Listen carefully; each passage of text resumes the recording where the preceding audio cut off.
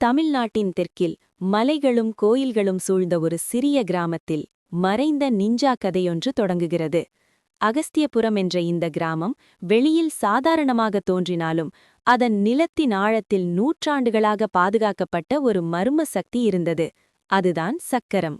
ஒரு புயல் இரவில் இடியும் மின்னலும் நடுவே அந்த சக்தி தன் வடிவத்தை மாற்றியது. பயங்கரமான சக்கர மிருகம் கிராமத்தை தாக்க மக்கள் அனைவரும் பயத்தில் ஓடினர். கிராமத்தை காப்பாற்ற தலைவர் தன் உயிரை தியாகம் செய்து அந்த சக்தியை ஒரு பச்சிளம் குழந்தையின் உடவில் மூடினார். அவன் பெயர் நருடோ. அந்த நாளிலிருந்து கிராமம் அவனை பயந்தது. குழந்தைகள் விலகினர். நருடோ தனிமையில் வளர்ந்தான்.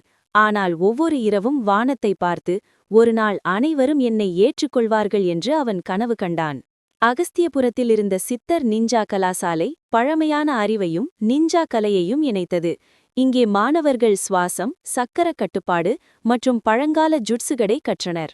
நருடோ பலமுறை தோல்வியடைந்தான். அவன் முயற்சிகள் பெரும்பாலும் தோல்வியாய் முடிந்தாலும் அவன் ஆசான் உண்மையான பலம் மனதில்தான் இருக்கிறது என்று அவனுக்கு கற்றுக் கொடுத்தார்.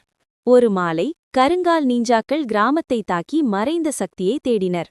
காவலர்கள் தோற்றனர். கிராமம் முழுவதும் பயமும் நம்பிக்கையின்மையும் பரவியது. அந்த நேரத்தில் அனைவரும் பின்னால் நின்றபோது நருடோ மட்டும் முன்னே வந்தான். அவன் தன் தனிமை, வலி மற்றும் கிராமத்தை காக்கும் கனவை நினைத்தான்.